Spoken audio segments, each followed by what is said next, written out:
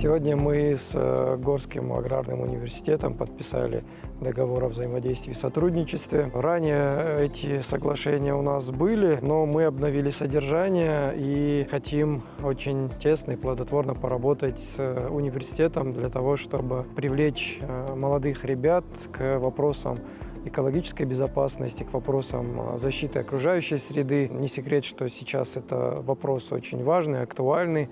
Обосновывая необходимость с точки зрения науки, а также с точки зрения потребности практической, а также привлекая молодых ребят, научную интеллигенцию к озвученным проблемам, будем тесно вместе взаимодействовать и решать те насущные задачи, которые стоят перед нами. Охрана природы – это часть воспитательной работы, которая стоит перед нами.